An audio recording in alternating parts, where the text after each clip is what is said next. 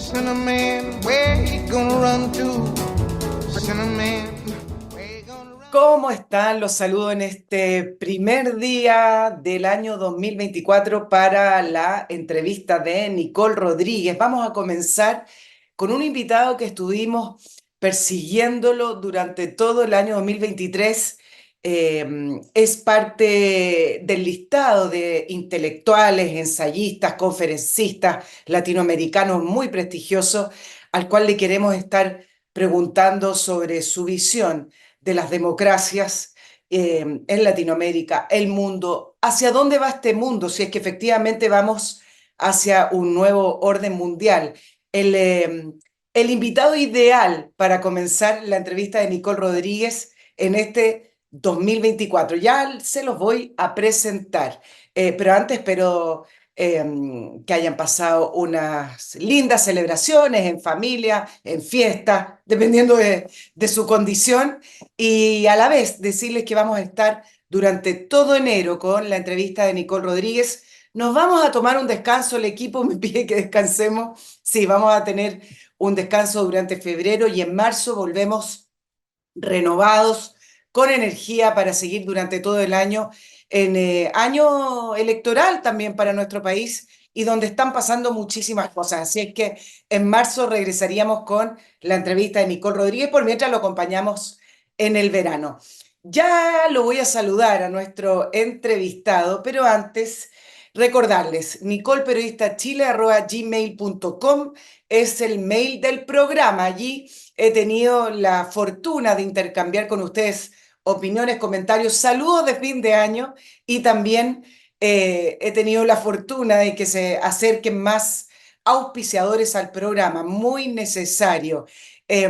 Veamos si para este 2024 se animan a seguir apoyando este programa y este proyecto de periodismo que quisimos lanzar con mucho ánimo, a ver si era de el gusto de la gente. Y cada vez somos más también en Patreon. Muchas gracias por apoyarme, por apoyar a mi equipo y motiven a las personas para que sigan patrocinando este programa a través de esa plataforma que es Patreon.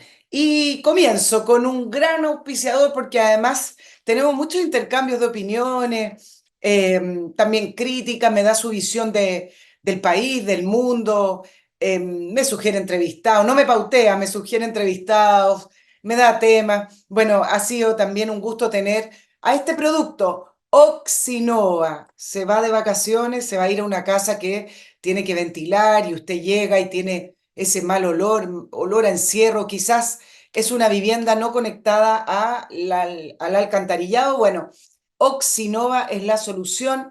¿Por qué? Porque es simple y porque ataca el problema de raíz. Con Oxinova, usted recibe unos sobrecitos que son estos, los diluye en agua según las instrucciones, según la cantidad, según la necesidad, y luego se forma un compuesto que usted vierte sobre el lugar donde está saliendo el mal olor. Se puede utilizar en cocinas, baños, alcantarillas, donde usted necesite eliminar ese mal olor. Y lo importante, ¿cómo trabaja? Es tecnología, no es magia.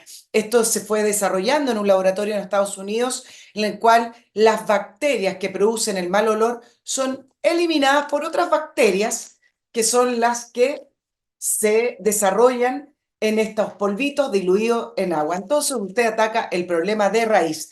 El producto se compra en la página directamente www.oxinova.cl. Allí ustedes podrán poner su dirección y les llega directo al lugar que necesiten. En segundo lugar, me imagino que tienen ya planificadas las vacaciones, seguramente a lo mejor van a viajar dentro de Chile o fuera de Chile. Lo importante es cómo me voy al aeropuerto de una manera segura, pero además relajada, en la cual usted pueda controlar su viaje, porque de eso se trata. Bueno, se los he comentado durante todo el año y los resultados han sido fabulosos. MC Parking es la solución para estacionarse cerca del aeropuerto, pero de una manera más económica y también de una manera mucho más segura y relajada. Usted reserva el estacionamiento en MC Parking en la página web www.mcparking.cl. Lo paga ahí directo en la web, por lo tanto ni siquiera tiene que preocuparse del trámite del pago. Y un bus de MC Parking lo deja en el edificio del aeropuerto, ya sea salida internacional o salida nacional. Ese mismo bus lo va a dejar en la puerta de su auto. ¿Qué cosas son importantes? Que su auto esté igual a como lo dejó. Es un estacionamiento tremendamente seguro, cámaras de seguridad, vigilancia 24/7, tiene un alambrado. Bueno, ustedes lo pueden ver desde las autopistas cuando uno está llegando al aeropuerto, desde autopista Vespucio Norte y Costanera Norte. Muy fácil el acceso, pero lo más importante, no se ponga nervioso que el transfer no llegó, no quiere compartir un auto, quiere controlar los tiempos, hágalo a su manera, tome su vehículo, reserve en MC Parking y solucionado. www.mcparking.cl. Bueno, y acá ya lo tenemos al primer invitado del 2024 en la entrevista de Nicole Rodríguez. Un honor, Álvaro Vargas Llosa, ensayista, periodista. Ustedes ya lo han conocido porque también ha dado varias entrevistas a medios locales, a medios chilenos, también extranjeros, pero en general leemos sus columnas. Así es que Álvaro, bienvenido a la entrevista de Nicole Rodríguez, tú desde París, entiendo. Así es, Nicole, encantado de estar contigo y a través de ti con los oyentes y televidentes chilenos. Y por supuesto, encantado también de conversar de lo que a ti te interese. Estoy en París, efectivamente, paso mi tiempo, en fin, lo comparto entre Estados Unidos y Europa, así que ahora me toca estar de este lado del charco. No, no puedo no preguntarte cómo es el Año Nuevo en París. Yo he visto imágenes, nunca he estado justo, he estado en París, no en Año Nuevo, pero se ven estas imágenes tan idílicas del Año Nuevo perfecto, pero no sé si fue así para ti. Pues, a ver, normalmente lo es. Para mí no lo fue tanto porque llegué de Nueva York, me puse una vacuna en Nueva York y tuve una reacción terrible, de manera que aterricé faltando 48 horas para la Nochevieja en París, en un estado verdaderamente calamitoso. Así que fue un año nuevo para mí acontecido. Felizmente la noche del 31 me sentía un poco mejor, pero bueno, tuve una mala reacción a la vacuna y así que no pude disfrutar tanto como lo he hecho en otras ocasiones, pero el año nuevo en París es una cosa muy especial. Es muy bonito, no te voy a preguntar qué vacuna, porque si entro en ese... No, te la digo con mucho Ah, gusto. ya. Una vacuna que no debí ponerme nunca, que no tengo, realmente hasta ahora no entiendo bien por qué acepté ponerme, que es la vacuna contra el herpes, el shingles. Ha habido algunos casos en algunos lugares y entonces alguna gente amiga cercana me dijo, "Ah, más allá de los 50 años, no ponérsela es correr un riesgo enorme, hay que ponérsela". Y yo la verdad que no conozco ningún caso cercano, ni se me había ocurrido nunca jamás pasar por esa experiencia. Me he puesto vacunas contra, en fin, el COVID, la gripe, qué sé yo, las que uno se pone y las que a uno le ponen de pequeño. Pero esta vacuna, uno se la pone dos veces con 3 o 4 meses entre una y otra, y las dos veces tuve una reacción muy mala, pero la segunda vez fatal. Así que yo personalmente hubiera evitado ponérmela si hubiera sabido lo que me iba a pasar, Mira, solo porque te no voy es a... una vacuna que para mí tenga una urgencia Claro. en fin, uno está mucho más expuesto al COVID y a la gripe que a esto, aunque entiendo que a la gente que le ha dado la ha pasado muy mal, efectivamente. Claro, no es del plan básico. Tú sabes que te preguntaba porque sí, tengo muchos auditores y suscritos a nuestro canal que son muy antivacunas, pero muy mal entendido esto de la antivacuna como algo global, que no quieren ninguna vacuna, sino que Claro, eran un grupo específico que eran, o por lo menos que tenían suspicacias con la vacuna del COVID. Por eso te decía, yo no voy a respeto entrar en mucho. ese tema. Yo respeto mucho, primero, la decisión individual de una persona. Yo estoy en contra de que los gobiernos obliguen a las personas a ponerse vacunas. Yo sí me la puse, la vacuna del COVID, y, digamos, en ese sentido no soy una persona antivacunas, me vacuno contra la gripe normalmente todos los años, pero no solamente respeto profundamente la decisión individual de cada persona, creo que los estados no deben meterse con el cuerpo de las personas, pero además eh, yo sospecho que ponerse una enorme cantidad de vacunas en el cuerpo no debe ser la cosa más saludable del mundo. Estoy seguro de que tiene alguna consecuencia. Seguramente es peor tener las enfermedades contra las cuales uno se vacuna, pero dicho esto, tener ese cúmulo de vacunas en el organismo, yo estoy seguro que bueno no es. Y yo tengo cada vez que me pongo una vacuna esa sensación de que estoy haciendo algo que es una especie de mal menor, pero que no deja de ser algo que tiene consecuencias. Me da el pie este tema que no lo había planificado, no sabía Sí, que no, también. estoy seguro que no pensaste que empezaríamos por aquí, pero culpa mía porque te conté lo del año No, lo nuevo. encuentro fabuloso porque yo creo que es parte de un todo que tiene que ver con la libertad y cómo en el Sí. tema del COVID puntualmente se empezó a levantar un grupo a decir, momentito, ¿cómo es esto? Y creo que es parte de fundamental de lo que, en lo que tú también has estado luchando, eres de la Fundación Internacional de la Libertad, mira el nombre, y creo que es parte de eso, es decir, cuánto queremos de Estado sobre nuestras vidas. ¿Tú eres de los que piensa, Álvaro, que las democracias están corriendo peligro? Estamos yendo hacia tiempos en los cuales las libertades de las personas están siendo amenazadas de distinta manera. Mira, mira el tema de las vacunas. Antes aplaudíamos a rajatabla que hubieran vacunas porque por supuesto que han ayudado a la salud de la población en general, pero mira cómo hoy uno lo puede mirar de otra manera y mirar como un mecanismo de control hacia la ciudadanía. ¿Cómo tú ves la marcha de las democracias? Mira, y a ver, yo juzgo esto desde el punto de vista de los países donde tengo la suerte de pasar buena parte de mi tiempo, que son los países más desarrollados del mundo. Pero todo es relativo. Si yo te digo, eh, mira, aquí en París o en Nueva York hay muy poca libertad, estoy diciendo una frivolidad, porque una persona que es azotada por una infidelidad en un país donde rige la ley de la Sharia de una manera muy rígida, pues te mirará y te dirá, hombre, ya quisiera yo tener las pocas libertades de Nueva York o de París. Entonces hay que tener cuidado cuando uno hace este tipo de juicios. Pero yo juzgo esto desde el punto de vista de los países más avanzados, donde tengo la enorme suerte de desenvolverme y desarrollar mi vida profesional y personal. Y entonces, si lo hago desde ese punto de vista, yo pienso que sí que hay muchas amenazas para la libertad que uno siente que están en el medio ambiente y vienen no solamente del gobierno, del Estado, sino que vienen también de la sociedad. Estamos en un mundo en el que el vecino, la vecina se sienten cada vez más con el derecho a interferir en tu vida. En nombre, sabe Dios de qué, porque para esto hay supercherías que forman parte de la digamos, mitología de la intolerancia. Y entonces hay un discurso que es un discurso que ha inventado ciertas formas de justificación de la interferencia en la vida de las gentes. El victimismo, por ejemplo.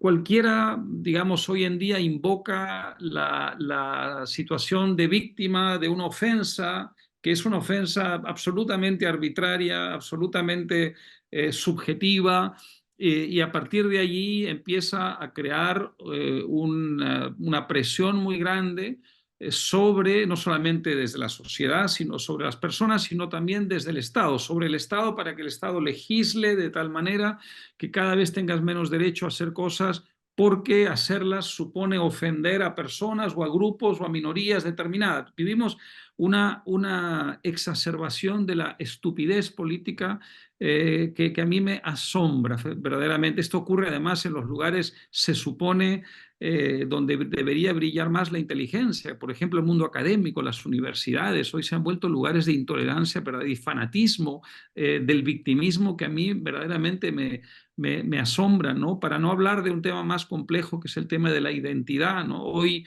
en nombre de la identidad, que normalmente es una identidad colectiva, de grupo, no personal, se pretende imponer las limitaciones mayores a la libertad de expresión de una persona y luego también se presiona sobre el Estado para que el Estado legisle o para que los jueces interfieran y castiguen y sancionen a las personas porque hacen algo que al vecino o la vecina resulta que la ofenden en su identidad. En fin, vivimos una época de enorme intolerancia y por eso yo digo que haciendo esta salvedad, que en países donde hay mucha menos libertad ya quisieran tener estas libertades con estas limitaciones, desde el punto de vista de las sociedades más libres, vivimos hoy un retroceso significativo.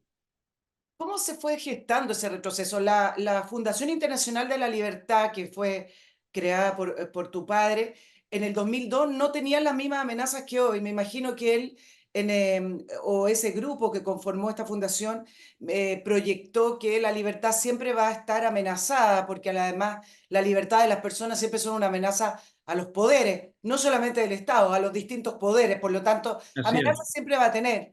Pero eso ha ido cambiando y las amenazas van cambiando de nombre.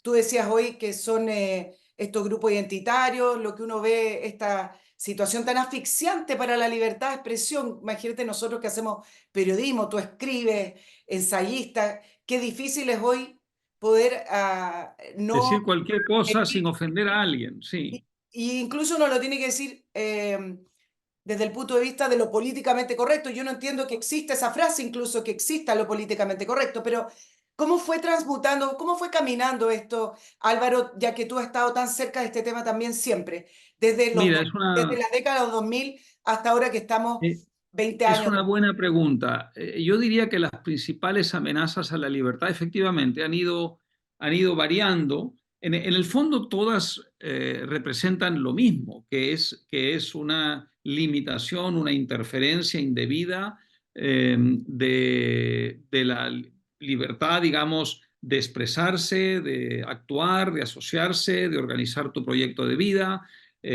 pero sí que ha ido cambiando, digamos, la encarnación de esa amenaza, ¿no? A finales de los años eh, 80, cuando se viene abajo el muro de Berlín, y a comienzos de los 90, cuando se desploma la Unión Soviética, vivimos una gran explosión de libertad. Creíamos todos, y ciertamente los que defendemos las ideas liberales, que había llegado una especie de hora de triunfo, de hora de gloria. Vivíamos un apogeo de la libertad y no creo que esta fuera una impresión equivocada, desde luego que era cierto. Media humanidad había vivido arrojada por el poder del comunismo y evidentemente para esa gente esa era una liberación real, no era un espejismo. Sin embargo, perdimos de vista que ese no era el final del camino, que esa no era, digamos, la llegada ni la meta. Era un hito más en el progreso, en el avance de la civilización humana, pero que evidentemente vendrían muchos retos para la libertad, porque esa ha sido la historia. La historia está repleta de avances y de retrocesos. En el siglo, a ver, en el siglo XVIII, el siglo de las luces, el siglo de la razón, el siglo en el que se supone que nos despojamos, digamos, del oscurantismo y descubrimos la razón como una gran fuerza liberadora. Surge también el exceso de razón y los abusos terribles, ya que estoy en Francia, de la Revolución Francesa y la guillotina, son un exceso de la razón. Y luego en el siglo XIX, el nacionalismo, cuando en el siglo XIX la democracia triunfa en muchos sitios, se empiezan son democracias limitadas, no todo el mundo podía votar, ya lo sabemos, pero digamos, empieza a crecer y a aumentar el espacio de participación política de la gente, surge el nacionalismo y luego el nacionalismo terminará provocando a comienzos del siglo XX una guerra mundial espantosa, y de manera que cada avance es un avance relativo y es un avance que viene acompañado de retrocesos. Pero en todo caso, a finales de los 80 hubo esto. Luego en los años 90, por ejemplo, en América Latina, que es una zona tan cercana a nosotros y de donde yo provengo además, vivimos también en fin, se suponía que un gran progreso porque hubo una gran liberalización económica, por fin descubrimos que no era suficiente tener democracia, que era importante tener también unas economías abiertas, defender la propiedad privada, digamos, transferir la responsabilidad principal de la creación de riqueza del Estado a la sociedad. En los años 90 hubo un gran esfuerzo para hacer eso y sin embargo eso vino acompañado, que era un progreso real, vino acompañado de mucha corrupción, de golpes de Estado, de autoritarismos, etc. Entonces ha ido cambiando y en algún momento, para terminar con esta larga respuesta a tu importante pregunta, en algún momento del siglo XXI en el que estamos ahora, empieza a surgir esta otra amenaza contra la libertad y surge en el mundo académico, lo cual es verdaderamente notable y abominable al mismo tiempo, ¿no? Luego se extendió a la sociedad y ahora está en la sociedad, el tema identitario, el tema del victimismo, pero donde surge es en el mundo académico. ¿Y sabes en cuál? En el menos pensado, que es en el norteamericano, en el estadounidense. Esto lo he vivido muy de cerca, yo he vivido 20 años allí y tengo, en fin, todavía soy allí una persona, digamos, que tiene un vínculo muy cercano porque resido allí en gran parte del tiempo. Hay una, digamos, amenaza a la libertad que nace en el campus universitario de los Estados Unidos y luego se extiende a la sociedad y luego a los gobiernos. Y esto a mí me parece verdaderamente un contrasentido terrible, Claro, terrible. Álvaro, el tema de las universidades de Estados Unidos es tremendamente atractivo para analizar porque, bueno, tenemos la respuesta de las universidades, no todas, pero de varias importantes, la respuesta con respecto al conflicto de Gaza e Israel en el Medio Oriente, marchas pro-Palestina y uno dice, bueno, ¿están marchando por qué? ¿Para apoyar a un grupo terrorista? ¿Están marchando por apoyar un Estado palestino independiente? No sabemos por lo cual están marchando, pero sí sabemos que están marchando en contra de Israel y en contra también del apoyo de Estados Unidos a Israel, es decir, están marchando en contra de Occidente, una situación muy, muy extraña. Y varias razones se han dado, pequeñas, yo no sé si todas suman lo mismo, pero por ejemplo, algunos capitales que han derivado del mundo árabe hacia las universidades, también algunos intelectuales. Quiero saber si tú Pero puedes incluso encontrar una respuesta a antes esa de eso, pero situación. incluso antes, olvídate de eso, antes de Ah, eso, muchos años antes de eso, ya había una circunstancia que hacía casi imposible para ciertas figuras intelectuales o académicas o políticas visitar los espacios universitarios para dar conferencias. Hablo de Estados Unidos, luego esto ya, digamos, ha saltado al resto del mundo y ocurre en todas partes, pero en Estados Unidos la cancelación nace allí, es decir, tú invitas un grupo de estudiantes o de profesores, invitan a dar una conferencia a alguien que no sea de extrema izquierda en un campus universitario e inmediatamente esa persona es objeto de una violencia de distintas formas y llega incluso a ser violencia física, pero hay otras violencias también que hacen imposible que esa persona vaya a visitar ese lugar porque la propia universidad en un momento dado decide cancelar la invitación porque simplemente no puede, digamos, garantizar la seguridad física de esa persona. ¿En nombre de qué causas? ¿Qué sé yo? El ecologismo, por ejemplo, ¿no? Defender, digamos, un planeta saludable se convierte en un pretexto inmediatamente para impedir que hable alguien que tiene frente a ese asunto, ni siquiera te digo un negacionismo, no, ni siquiera, sino una solución distinta de la solución que quieren imponernos desde la ideología del ecologismo más primitivo. En lugar de que la universidad, que por definición debería ser un espacio de debate y de discusión y de pluralismo y de tolerancia, permita que se escuchen distintas voces. De hecho, si se hubieran escuchado otras voces, no estaríamos en la situación en la que estamos. Estamos en una situación completamente absurda.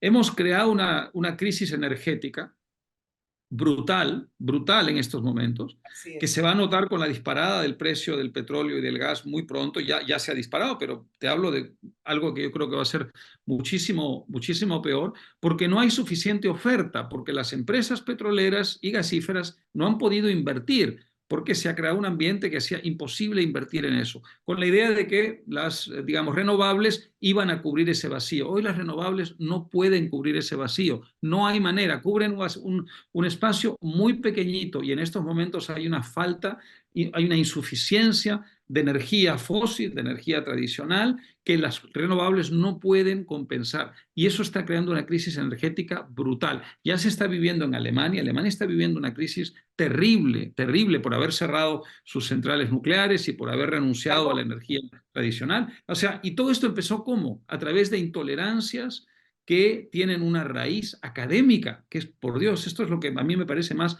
absurdo. Luego saltó al resto de la sociedad y ya está en todas partes, medios de comunicación, por supuesto, que se han dejado arrastrar por todo esto, porque no hemos querido aceptar el pluralismo, el debate, la discusión. La verdad siempre se encuentra en temas políticos y económicos, donde se encuentra en la discusión, en la pluralidad, en el debate, en la confrontación. Si tú en los centros académicos, en los centros de pensamiento, anulas la discusión y la confrontación de ideas, lo que haces es arrastrar a la sociedad al desastre. Y eso es una gran amenaza a la libertad en los países más avanzados de la Tierra. Claro, que salpica a todos, ¿ah? Acá en la Universidad No, de claro, Chile. luego salta todo. Ahora, Sí. América Latina está llena de lo mismo en estos momentos, pero digo, lo que es terrible es pensar que eso nació allí, que nació en los lugares, Ahora, en los centros más Álvaro, ¿y avanzados del pensamiento. cuándo hace clic estas miradas identitarias con la izquierda, que la hace parte de su agenda y hoy, Después de la caída del muro de Berlín, se quedan sin causa, se desploman, tienen que reinventarse. Y entonces empiezan a encontrar, digamos, fórmulas que de una manera muy hipócrita, en el fondo, vayan contra la sociedad libre, contra la economía de mercado? Ya no se atreven a decir el socialismo es una mejor forma de crear riqueza que el capitalismo, porque el centro del socialismo se ha desplomado y además ni siquiera, digamos, sucumbió porque lo invadieran desde fuera o porque le declararan una guerra militar. No, implosionó, como se dice, ¿no? Desde dentro, es decir, demostró su fracaso calamitoso. Entonces, había que inventar una nueva forma de agredir a la sociedad libre, de ir contra la propiedad privada, de, digamos, oponerse a la libre empresa. Y entonces la manera de hacerlo, una de las maneras, porque hay otras, era, están destruyendo el planeta. Claro, ¿quién puede oponerse a eso? Es decir, ¿qué argumento más potente que ese? ¿No? Están destruyendo el planeta, el futuro de nuestra vida, nuestra supervivencia como especie. Y entonces, a raíz de ahí, reinventaron, digamos, una forma tribal de oponerse a la libertad. Y esto fue a raíz, yo creo que como desprendimiento, como consecuencia, como epifenómeno, si quieres, el desplome de la Unión Soviética y de la caída del muro de Berlín. No ocurrió de la noche a la mañana, es un proceso, digamos, pero yo creo que tiene mucho que ver con todo aquello. Se quedaron sin causa y tuvieron que reinventarse. ¿cómo ves a los gobiernos latinoamericanos, Álvaro? ¿Hacia dónde vamos? ¿Cómo va nuestro continente hacia el 2024? Hay algunas elecciones, hay elecciones en México, en Venezuela, no sé si se van a hacer, lo pongo ahí entre comillas, vamos a ver qué decide el señor Maduro, pero ¿cómo ves el desarrollo y el camino de nuestro continente que a veces parece avanzar y a veces parece retroceder tanto? Mira, hay dos miradas posibles y las dos son válidas. Una es el desastre. Tenemos una serie de gobiernos que son impresentables. Desde luego hay dictaduras, tenemos por lo menos 4, se suelen citar 3, pero ya es hora de añadir una más. Evidentemente Venezuela, Cuba y Nicaragua, pero hay que añadir a Bolivia. Bolivia hoy es una dictadura yo creo que ya incuestionable. Y luego tenemos gobiernos que sin ser dictaduras son gobiernos que están, digamos, presididos, dirigidos por una demagogia extrema que está erosionando las instituciones democráticas poco a poco, como el caso de un país tan importante como México, la segunda economía de América Latina y la primera de América Latina si exceptuamos Brasil en el sentido de economías o países hispanoparlantes. Tenemos Brasil, el país más poderoso de la región, en manos de una persona que me refiero a Lula da Silva, que no lo olvidemos, encarna la corrupción, es una persona que tiene un simbolismo muy poderoso de corrupción y mi país de origen, el Perú, ha vivido esa corrupción originada en Brasil de una manera verdaderamente perturbadora y muy lesiva para las instituciones democráticas. Y luego tenemos una serie de gobiernos también sin ser estrictamente dictaduras que están erosionando la convivencia y que están erosionando la democracia. El caso de Gustavo Petro en Colombia. Colombia era un país que cuando el resto de América Latina iba mal, iba razonablemente bien. Era un país que sin dar, es decir, sin galopar, digamos, hacia el progreso y hacia el desarrollo, iba consistentemente bien. Tenía unas instituciones más fuertes, una economía, por ejemplo, los 80, la famosa década perdida, en que América Latina no creció, Colombia siguió creciendo. Era un país que estaba algo mejor que el vecindario y hoy Colombia está en manos de un presidente absolutamente impresentable. No sé de dónde salió este espantoso personaje, ¿no? Y así sucesivamente. Ahora, esta es la mirada, si quieres, pesimista, la mirada en fin, plumbia, grisácea. Hay otra mirada posible, y es que los latinoamericanos, a pesar de eso, reaccionan. Tu país nos ha dado una importante lección. 4 años de demagogia, de violencia, de destrucción de lo mejor que tenía Chile, de unos valores, de unas ideas, de un legado que, con todas las críticas que se puedan hacer, y siempre se pueden hacer porque todo es perfectible en este mundo de humanos, le había dado a Chile unos niveles de vida significativos y un rumbo. Bueno, en 4 años se dedican a tratar de destruir todo, lo bueno y lo malo. Y cuando ya daba la sensación de que Chile estaba perdido, de pronto la sociedad chilena, la clase media chilena, reacciona, y reacciona bien, y reacciona de una manera, supongo que más intuitiva que otra cosa, pero nos envía una señal al resto de América Latina, para no hablar de otros países. Perú vota por el señor Castillo, por un señor que se declara mariateguista, marxista y leninista en pleno siglo XXI. Qué cosa tan delirante. Intenta un golpe de Estado, y la sociedad y las instituciones le dan la espalda, y ese señor está hoy, como merece estarlo, preso, ¿no? De manera que, por eso te digo, hay de todo, hay razones para el optimismo. Y mira Argentina. Argentina está en un experimento complicadísimo porque hay mucha resistencia, pero el señor Milei está tratando de hacer algo verdaderamente notable, que es desmontar al Estado más populista de América Latina, gracias al voto de los argentinos, que son el país más populista de América Latina. Así que hay razones también para el optimismo. Claro. Ya te voy a preguntar de Chile, porque tu mirada sobre nuestro país, sobre mi país, me parece tremendamente importante, cosas que nosotros mismos ni nos explicamos. Pero sobre mi ley es un resultado de la defensa de la libertad, o realmente mi ley fue la única alternativa que le quedaba a los argentinos para no seguir probando lo mismo y cambiar completamente el signo del gobierno y completamente también las medidas políticas y económicas. ¿Qué es lo que es mi ley para alguien como tú, Álvaro, que siempre que hemos hablado de la libertad, y que además él nunca deja de hablar de esto? Mira, mi ley es el resultado de tocar fondo. Es decir, hay un argumento que uno puede esbozar, o que uno puede, digamos, ofrecer para justificar la idea de que un país nunca toca fondo, porque un país siempre puede estar peor, ¿no? Pero, para decirlo de una manera, digamos, por lo menos figurada, Argentina en cierta forma tocó fondo, es decir, llegó a un estado de desesperación total, es decir, literalmente ausencia de esperanza. La gente decidió, hemos sucumbido, hemos caído a un lugar muy profundo de donde no hay salida, de donde nadie nos puede sacar, de donde ninguno de los actores, digamos, conocidos nos puede ayudar a salir. Y solo cuando se llega a un nivel de desesperación semejante, se está dispuesto a optar por algo tan novedoso y radical como Milei. Milei nace de una profunda desesperanza del pueblo argentino con lo que tiene. Y luego él supo, a través de un discurso muy radical, muy enérgico, a veces grosero, digamos, conectar primero con la desesperación, pero luego con la indignación de la gente, y activar esa indignación en cierta forma, que estaba ya adormecida por la desesperanza. Y una vez que activó esa indignación, surgió la tercera etapa, que es la ilusión, la esperanza. La gente dijo, bueno, aquí hay un camino tan absolutamente distinto a todo lo que hemos probado antes. En realidad no a todo, porque esto ya lo tuvieron a finales del siglo XIX y comienzo del siglo XX con grandes resultados, pero ¿quién tiene memoria de eso hoy día en Argentina?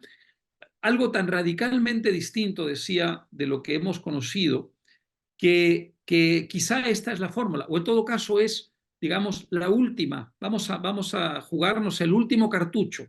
Y entonces yo creo que nace de un poco de esa mezcla y de esa evolución el fenómeno Milei. La gran cuestión ahora, el interrogante más importante, es si el sistema le va a permitir hacer por lo menos en alto grado, en un porcentaje significativo, lo que pretende hacer. No hay ninguna duda de que si él logra hacer lo que quiere hacer, ninguna. Argentina, como dije en un tuit hace algún tiempo, cuando asumió el gobierno, y en esto estaba copiando una famosa frase de un dirigente español en los años 80, va a ser transformada de tal forma que no la va a reconocer ni la madre que la parió. Ese va a ser un país completamente, digamos, irreconocible. Ahora, para lograr eso, para llegar ahí, tiene que vencer la resistencia de partidos políticos, del Congreso, de sindicatos, de jueces, o sea, de empresarios. Tiene que, digamos, superar fuerzas poderosísimas aliadas contra él en la sociedad argentina. Ojalá lo logre. Claro, bueno, Milei imprimió un factor a la política que el resto de los países está todo mirando, diciendo, Claro. ¿lo logrará? ¿Lo logrará? A ver si esto se hunde y esto va al infierno o de pronto está la solución mágica. Hay pocas Claro, expectativas. sí, en el fondo el punto es efectivamente, no es si las medidas funcionan, es si logra realizar Ese las es el medidas problema, por supuesto. y el cómo las podría lograr. Y está todo ahí el Claro. mundo mirando diciendo, bueno, si él lo logra, ¿por qué no yo en el fondo? Pero efectivamente le viene difícil. Ahora, lo que confunde a la gente, Álvaro, es que lo que está proponiendo Milei no tiene nada de populismo, pero cuando yo reviso la prensa, no tanto en Todo el Argentina, mundo habla de populismo. nacionales, lo tratan de populista. Y yo digo, bueno, ¿quiénes son los populistas acá? Los que dicen que van a entregar todo gratis, que pretenden además que la gente dependa del Estado, o una persona que está tratando de impulsar reformas para que las personas sean dueñas de su futuro y de su destino, así que lo podemos resumir así. Entonces empieza a confundir Mira, esto del populismo, si a todos mira, nos gusta el populista. yo iría un paso más atrás. La izquierda en esto digamos, maestra. Han logrado deformar la noción de populismo.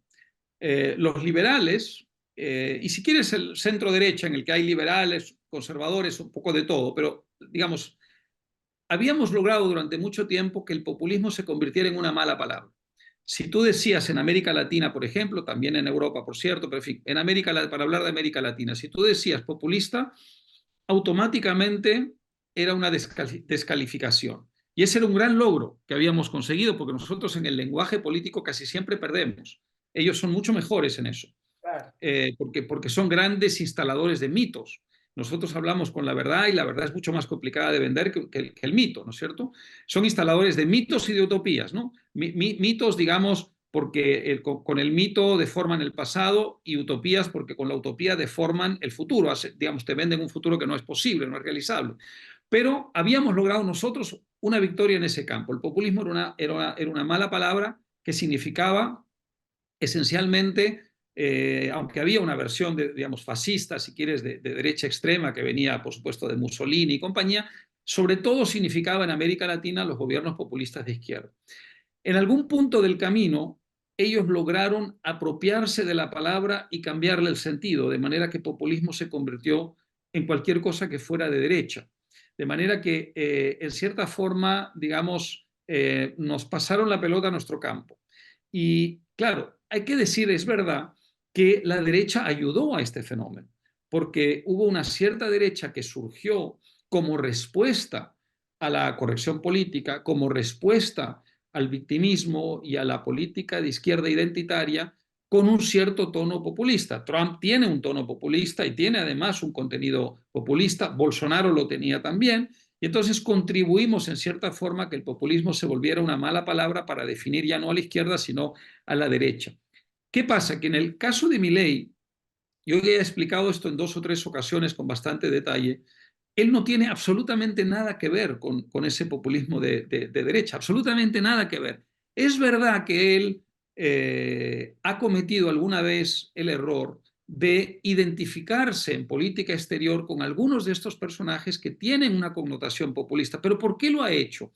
Lo ha hecho porque él está, digamos, en una batalla, como dice él, una batalla cultural contra la izquierda. Y en esa batalla cultural coincide con otros actores que también están en una batalla cultural contra la izquierda.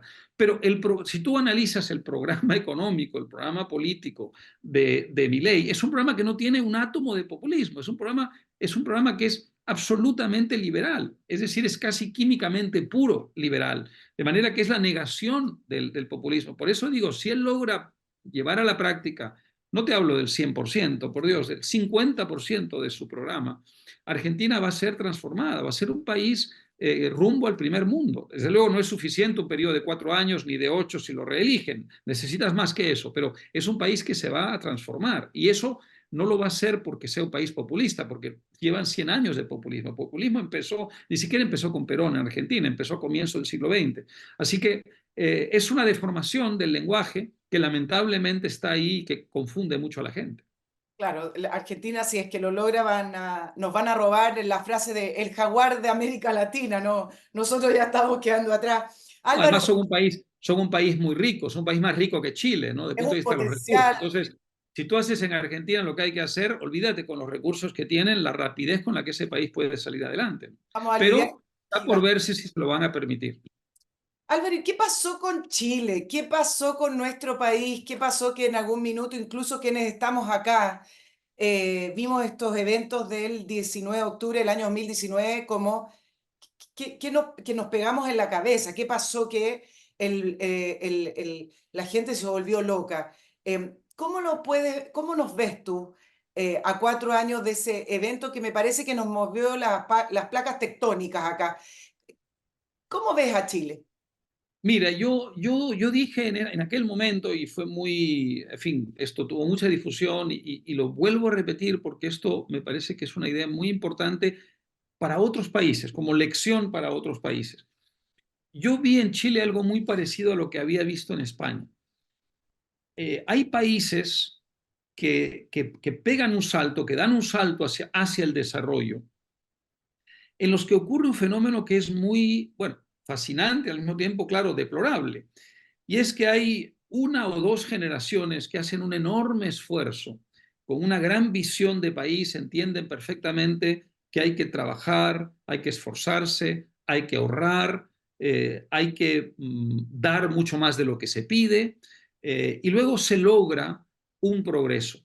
Viene una siguiente generación que lo tiene más fácil que la generación anterior, pero que logra, de alguna manera, preservar lo que recibe e incluso, digamos, expandirlo o mejorarlo, porque la generación inmediatamente anterior está lo suficientemente cerca de ella, finalmente son sus padres, ellos son hijos de esos padres, que les transmiten las claves de ese éxito. Pero luego viene una tercera generación, que es donde está, me parece a mí, la clave del problema, que es una generación que lo tiene todo muy fácil y es una generación que olvida las claves del éxito, olvida el secreto, olvida de dónde vino aquello que recibieron como herencia, en parte porque no les supieron transmitir, digamos, de generación en generación esas claves, en parte porque lo tienen todo enormemente fácil y en parte porque cada generación al final, un poco como uno con sus propios hijos, tiene un límite en cuanto a su capacidad de recibir información de la generación anterior porque quiere descubrir su propio camino. Entonces, esa generación chilena de jóvenes irresponsables, inmaduros, suicidas en cierta forma, porque lo que estaban haciendo era cometer un suicidio contra la prosperidad relativa de Chile, le hicieron un enorme daño al país. Y yo creo que eso, yo lo había visto en España. España es un país que desde finales de los años 60 hace un gran esfuerzo, luego viene la transición democrática y una generación que hace además un gran esfuerzo también político, pero luego a partir de los 80 en adelante viene una generación totalmente irresponsable que se pone a demandar del Estado, a demandar de la sociedad en lugar de trabajar y ofrecer y dar. Y eso pasó en Chile. Yo creo que esto es un elemento fundamental. Hay otras cosas que podríamos analizar. Desde luego, podemos hablar del tema de la desigualdad y todo lo que quieras, pero ahí hay un tema clave, una generación que olvida por completo lo que costó a sus mayores crear el país que heredaron, que olvida por completo o que nunca supo las claves de esa prosperidad y que además nace en la abundancia relativa, no todo el mundo, pero relativa, y que lo tiene todo muy fácil, demasiado fácil. y se pone a exigir y a demandar en lugar de a trabajar y a dar. Y esto me parece que pasó en Chile y se vio con ese estallido terrible en 2019, Claro. pero ya había habido síntomas antes. Por ejemplo, en el gobierno de Bachelet había habido síntomas de todo esto. Sí, claro, tanto que le robamos la frase a tu padre cuando se jodió Chile, que se repitió y se sigue repitiendo en las columnas de opinión y de Sí. análisis. Acá en Chile se repite mucho esa frase, imitando la frase sobre el Perú que creó tu padre. Ahora, también se fueron creando varios mitos, Álvaro. Es decir, el 19 de octubre del año 2019 también fue la etapa final de muchos mitos que se fueron construyendo también en el gobierno de Michelle Bachelet dos principalmente, pero venían de antes. Con respecto a la desigualdad o que Chile finalmente no funcionaba y que necesitaba un cambio de modelo. Y uno ahí dice, bueno, ¿dónde está la élite académica o la élite económica de Chile y también a lo largo de Latinoamérica que no tienen redes para defender los principios que llevan a la prosperidad? ¿Qué pasó con aquello? ¿Dónde está Que esa élite? se, que se rindieron, se acobardaron. Esa es la realidad. Dirigentes políticos, dirigentes empresariales. Ellos en un primer momento observaron este fenómeno, este estallido de violencia, seguramente pensaron, este es un grupo minoritario, radical, la sociedad no los va a seguir, se equivocaron, un sector grande de la clase media los siguió irresponsablemente y entonces se asustaron, hubo una dejación de responsabilidad, una capitulación, abandonaron su modelo y se pusieron a jugar con esta idea de refundar Chile, cosa tan ridícula y absurda. Cuando una cosa va bien no la refundas, la mejoras, la profundizas, la amplías, pero no la refundas, ¿no es cierto? Y entonces tienen una cierta responsabilidad también en lo que ha pasado en Chile. Y luego se da esta tremenda paradoja, que mucha de la misma gente que se había echado en brazos de esta infame demagogia, de pronto se asusta y dice, ahora sí corremos el peligro de que se destruya este país, y entonces empiezan a frenar y frenar. Pero claro, a ver, eso tiene una lectura positiva, pero al mismo tiempo Chile ha perdido muchos años de progreso, ¿no? Chile es un país que no crece desde 2015 más o menos, es decir, ya tenemos casi una década sin crecimiento económico en Chile, un país que estaba creciendo de una manera significativa. Que por cierto, una causa importante de lo que pasó en 2019 también es que Chile había dejado de crecer por políticas irresponsables y demagógicas. Pero bueno, la gente no supo identificar bien esa causa, ¿no? La gente dijo, es la culpa la tiene el modelo, ¿no? Al contrario, era la ausencia, digamos, si quieres, el freno que le habían puesto al modelo. La desaceleración que le habían exigido a ese modelo, la que había causado una situación de, digamos, dificultad económica y social que luego se tradujo en un replanteamiento refundacional absolutamente suicida para Chile. ¿Tú lograrías definir al gobierno de Gabriel Boric? Mira, te lo pregunto, parece muy simple la pregunta, pero en realidad lo hago porque al leer la prensa internacional, algunos lo definen como el gobierno comunista de Chile, cosa que para nosotros acá sería como, no, momentito, no, ¿por qué me hablan de comunismo? Acá nadie lo define así. O hablan de el gobierno de Gabriel Boric de ultraizquierda. Acá hay muchas ganas de definirlo como socialdemócrata, pero después cuando uno ve su reforma, su acto, hasta el día de hoy, que llevamos además muchos años perdidos en la discusión constituyente, uno no ve materializarse ninguna de sus reformas porque además no tiene los votos. ¿Cómo tú podrías definir al gobierno de Gabriel Boric, Álvaro, si es que la tiene la definición? Mira, a ver, él ha ido evolucionando porque la sociedad se lo ha impuesto. Lógicamente, en 2019 él era uno de los radicales que estaba allí jugando muy irresponsablemente. No era una persona de ideología comunista, desde luego, no tenía esa formación ideológica tan, digamos, pétrea, si quieres, como la que tienen los verdaderos comunistas. Pero él jugaba ese juego, era un compañero de ruta de todo eso, ¿no? Muy irresponsable. Luego asume el gobierno aliado con comunistas, sí, aliado con una izquierda variopinta, entre la cual había comunistas y había otro tipo de cosas también, pero ha tenido la suficiente, digamos, en fin, primero, sentido de supervivencia y segundo, capacidad de lectura de las circunstancias y de la situación como para irse moderando y darse cuenta de que hay cosas que la sociedad no le va a permitir hacer. Y eso está bien, eso es bueno. Ciertamente no lo definiría como un comunista, evidentemente no, eso sería insultar a los países que están sufriendo el comunismo verdadero, pero es una persona que no tiene una convicción profunda. digamos, con respecto al modelo chileno y no tiene un liderazgo que está dispuesto a poner en juego en favor de ese modelo para llevarlo adelante, para que dé, digamos, el siguiente paso. Y está hoy día un poco, digamos, en situación de parálisis porque hay unas circunstancias que él mismo y los suyos y su gente ayudaron a crear que hoy lo tiene un poco como atrapado. De manera que eso es lo que yo veo estatismo, no en el sentido de estatismo de Estado, sino estatismo de quietud, de no avanzar, de tener una parálisis, digamos, muy grande. El proceso constituyente ha sido un elemento absolutamente clave de todo eso, pero él es uno de los que puso en marcha este proceso, es uno de los que creó las circunstancias para este proceso, que ha terminado en una farsa, en un fiasco absoluto y total, ¿no? Desde fuera lo que se ve es cómico, es absolutamente cómico, si no fuera que también tiene un elemento trágico, ¿no? Lo que ha pasado con Chile es completamente delirante, además una constitución que ya ni siquiera era la constitución de Pinochet, era casi más de Lagos que de Pinochet, todo el discurso era una mitología completamente absurda para terminar ¿en qué? En nada, en literalmente nada, pero a costa, repito, de casi una década de no crecer. El gobierno de Bachelet tuvo una gran responsabilidad en parar el crecimiento económico, pero luego pudo haber una reacción y esa reacción no la hubo en gran parte porque todos estos muchachos irresponsables salieron a cuestionar el modelo que no tenía ninguna culpa de la falta de crecimiento. La falta de crecimiento se debía precisamente a la ausencia de modelo, a no profundizar el modelo, a no continuar con el modelo. ¿Ves que Chile tenga algún rumbo, Álvaro? Lo puedes decir sin anestesia, ¿ah? Acá somos ya bastante duros con nuestro país. ¿Ves que haya algún rumbo que estemos tomando? ¿Cómo tú lo ves desde el big picture? Mira, sí, claro que sí, porque, a ver, Chile, desde el siglo XIX, Chile hace las cosas, salvo en periodos, digamos, trágicos de interrupción, si quieres, o de paréntesis, mejor que el resto del continente, ¿no?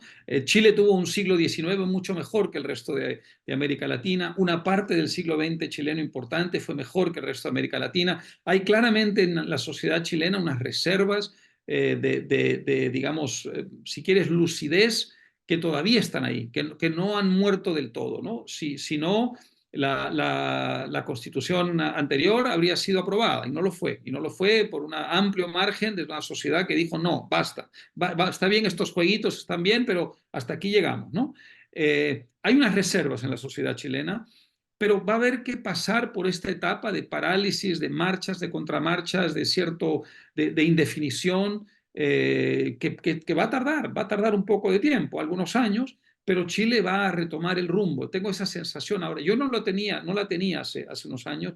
Yo a partir de 2021, 22 dije ya, porque, digamos, no porque hubiera un sector radical, porque Chile siempre lo ha tenido. Por cierto, la izquierda chilena siempre ha sido de las más radicales de América Latina, no hay que olvidarlo. Sino que a mí me angustió mucho que la clase media chilena se dejara llevar por estos loquitos, que la sociedad chilena en general digamos, se dejara seducir por los cantos de sirena de esta minoría radicalizada. Esto sí me asustó mucho, porque la gran reserva chilena estaba en esa clase media. Ahora, esa clase media ha reaccionado, de manera que no ha terminado digamos, de perder sus condiciones de reserva de la nación.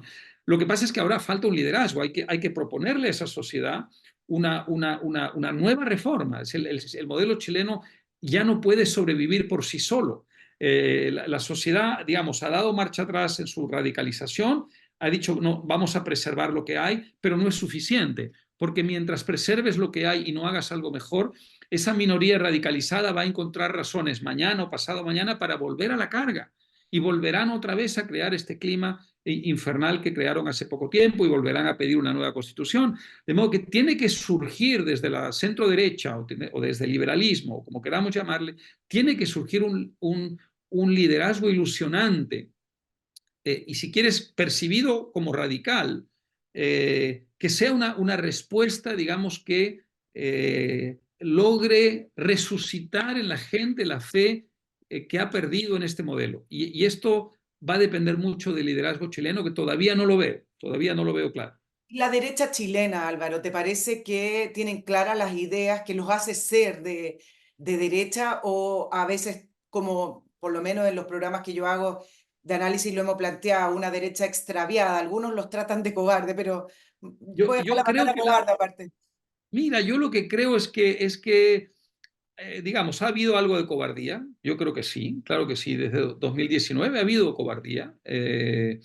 Y creo que también ha habido algo muy extraño, y es que esa derecha le perdió la fe a la sociedad chilena.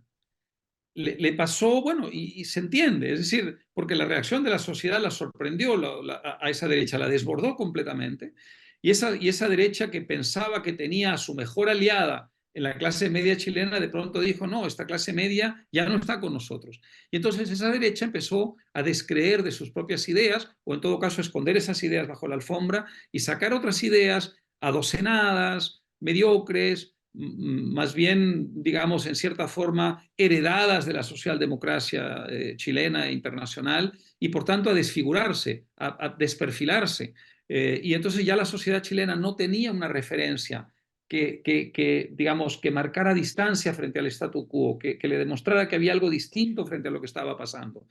Yo creo que esa derecha tiene ahora que recobrar su fe, recobrar volver a... Hay una frase que los conservadores chilenos pusieron muy de moda en un momento dado. Después de Margaret Thatcher viene un momento en que gobierna, bueno, Tony Blair, y gobierna el laborismo, un laborismo muy transformado por Margaret Thatcher, dicho sea de paso, y luego pasan unos años en que los conservadores están fuera del poder y haciendo su travesía del desierto, y entonces surge la expresión back to basics, volver a la base, volver a los fundamentos, como si esa derecha, digamos, inglesa o británica, hubiera olvidado de dónde venían.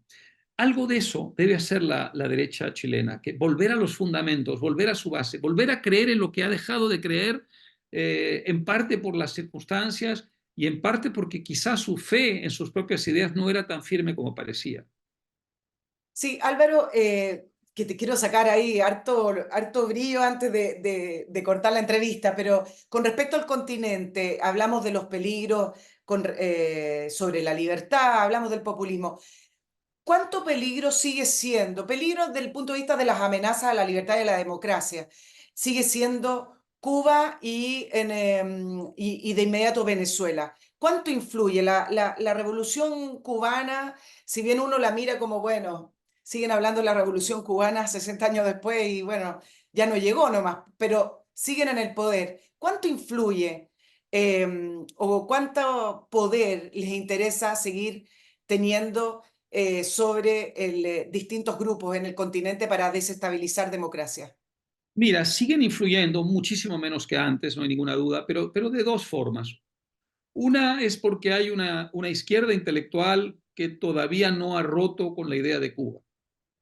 A lo mejor te lo dice de una manera hipócrita, algo incluso vergonzante, pero no ha roto, no ha hecho su glasnost ni su perestroika, no ha terminado de despojarse de la idea de Cuba. Y eso nos hace mucho daño porque las élites intelectuales, aunque no tienen votos, sí tienen llegada, tienen influencia en los medios, en la academia, etcétera, ¿no? Y la otra forma es la penetración que tienen en ciertos estados o ciertos gobiernos cuando se lo permiten. En estos momentos hay un embajador cubano en Lima que es un activista político, y así en muchas capitales de América Latina. Es decir, la revolución cubana todavía sigue ejerciendo un efecto perturbador en las democracias latinoamericanas. Evo Morales, que es, digamos, un aliado de Cuba y un instrumento de Cuba en muchos casos, ha estado por la frontera entre Bolivia y Perú a lo largo del gobierno de Castillo. Ya no existe el gobierno Castillo, pero ha estado durante el gobierno Castillo ejerciendo una labor verdaderamente desestabilizadora de la democracia peruana. Así que alguna influencia tienen todavía. Venezuela también ya no tiene la que tenía antes, que era básicamente su capacidad financiera. En la época, digamos, de Hugo Chávez y los primeros años de Maduro, su capacidad financiera era enorme, y eso hacía que tuvieran una injerencia desproporcionadamente grande en el continente, y que se notaba muchísimo. Y luego hay una influencia que, sin embargo, sí subsiste y que es muy significativa, que tiene que ver con el país vecino, con Colombia.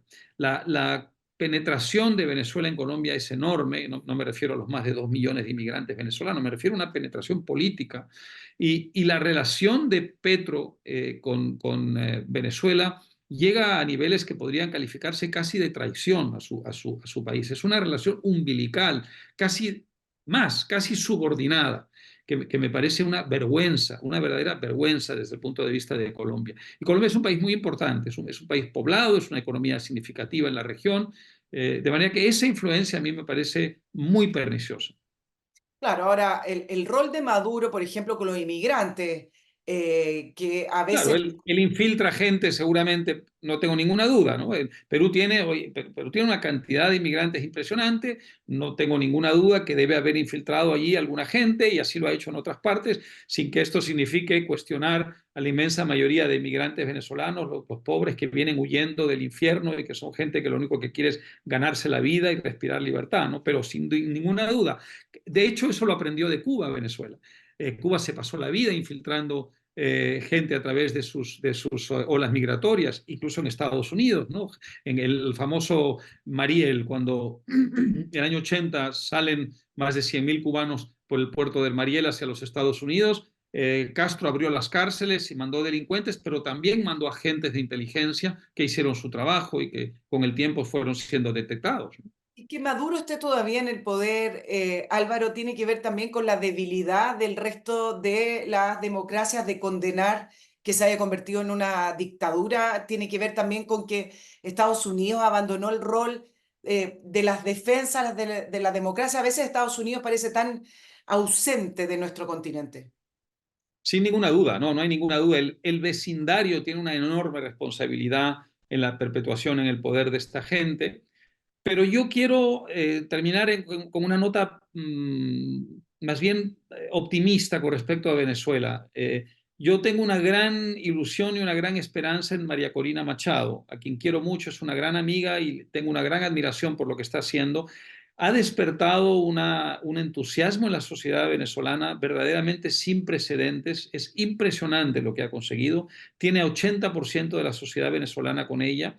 Y aunque estoy seguro que Maduro va a tratar de evitar las elecciones de este año, o si no las puede evitar, va a tratar de perpetrar un fraude, tengo la esperanza de que ella logre movilizar un número tan avasallador, tan abrumador de gente en favor de su causa, que ese fraude sea aplastado por esa movilización o por lo menos provoque, digamos, una situación de una condición de paria internacional de Maduro que le haga insostenible el gobierno. Tengo la ilusión de que pasen cosas este año en Venezuela. Pero como análisis, tienes razón, el vecindario ha jugado un papel absolutamente siniestro y despertó demasiado tarde a la realidad. Permíteme solo saludar a un auspiciador para poder despedirte como Sí. corresponde, Álvaro, y les recuerdo a nuestros auspiciadores, auditores y a todos nuestros suscritos que Mastercook Casinos es la solución para tener a sus funcionarios y a sus empleados alimentados correctamente. Mastercook es una concesión de casinos de alimentación para empresas con especialidad de la cocina in situ, esa que usted mira lo que están cocinando y donde sale ese olor de comida casera, ¿no? De esa comida tipo casino con gusto a olor a plástico, sino que más bien usted con Mastercook almuerza en su oficina como en casa. La empresa cuenta con personal altamente calificado y además con la supervisión, y esto me consta, supervisión directa de sus propios dueños. Con Mastercook en su trabajo almuerce como en casa, pregúntele por los planes, usted les cuenta el tamaño de su empresa y ellos les da un plan adecuado. Ventas@mastercook.cl. Álvaro, este no era el tema de la entrevista, pero tu padre está por despedirse del periodismo, algo que a mí me llega. De las novelas entiendo que ya, bueno, la última ya fue, pero ahora estaba preparando un ensayo de Sartre. Me imagino que debes tener muchas emociones. Primero de tener a tu padre vivo, va a cumplir 88 años y que siga tan activo y que anuncie la despedida y que sea una noticia entre nostalgia y pena del boom latinoamericano. Tener un padre tan potente y fuerte también en tu vida debe ser eh, algo, algo trascendental que te marcó, porque es imposible que un padre no marque, y me imagino que aún más una persona tan relevante como Mario Vargas Llosa. ¿Cómo ves tú la despedida de tu padre? Mira, con una mezcla de tristeza, pena, sí, pero también de, digamos, alegría. ¿Por qué? Porque, bueno, tristeza, pena, porque es algo que lo he visto hacer toda su vida, desde que yo tengo uso de razón, y antes. Lo he visto dedicar su vida a estas cosas, así que comprenderás lo que significa para él y para quienes estamos cerca de él, ¿no? Pero al mismo tiempo alegría porque ya era hora. Creo que ya era hora. Se ha ganado el derecho, me parece a mí, a reducir los esfuerzos físicos e intelectuales a algo que esté más, digamos, acorde con la edad que tiene, con la capacidad que tiene en estos momentos. Como él mismo dice, ¿no? Una novela es una empresa de una envergadura enorme, de muchos años, que requiere un nivel de esfuerzo y de entrega que quizá en estos momentos ya no es adecuado que él ni siquiera intente. Y eso no significa que deja de hacer otras cosas, ¿no? Él está leyendo mucho, está compartiendo tiempo con su familia, está en Lima en este momento, él está, digamos, todavía haciendo cosas que tienen que ver con su vocación y con sus intereses y preocupaciones de siempre, pero a un nivel mucho más reducido y que creo que se corresponde mucho más con su edad. Y para quienes le deseamos larga vida, eso es una fuente de alegría, como te decía, ¿no? Claro, mira, la gente tiene esta idea de dedicarse a escribir o ser ensayista, etcétera, como algo muy entretenido y bueno, y que tiene una habilidad innata, pero esto yo lo comparo con los deportistas de elite, que son horas de horas de horas de entrenamiento y estos son horas de Es un sentarse esfuerzo a brutal, él siempre escribir. lo ha dicho. Hay Un gente que esfuerzo tiene brutal. facilidad, él siempre lo ha dicho, yo no tengo facilidad. A mí lo que tengo es una vocación, pero lo que hay detrás de cada cosa que yo publico es un descomunal esfuerzo. Lo ha dicho siempre. Y es verdad, me consta porque lo he visto. Claro, me imagino ahí la imagen de un padre encerrado escribiendo y al cual no se le podía molestar, y que es lo mismo que cualquier otro tipo de arte, digamos, que necesita eso. Hay que sacarse esa idea del arte que nace así como de una inspiración que uno se levantó en la mañana y Sí, nace sí, sí, sí, espontáneamente. Es trabajo, trabajo, la trabajo. realidad es más complicada, sin duda. Ojalá fuera de otra manera, pero no, la realidad es más complicada. Bueno, Álvaro Vargas Llosa, ensayista, periodista, miembro de la Fundación Internacional de la Libertad y miembro de varias otras fundaciones que no voy a nombrar, además de ejercer el periodismo escrito, televisivo y además de haber recibido una serie de premios que si los nombro acá, bueno, lo voy a dejar colgado del programa. Álvaro Vargas Llosa, muchísimas gracias por estar en la entrevista de Nicole Rodríguez. Nos vemos en una Muchísimas próxima gracias oportunidad. a ti y feliz de haber inaugurado el año contigo. Bueno, muchas gracias y feliz estadía en París y a nuestros auditores. Nos vemos el próximo miércoles. Que estén muy bien. Chao, chao. Hasta pronto. Oh, Cinnamon, where you gonna run to? Cinnamon.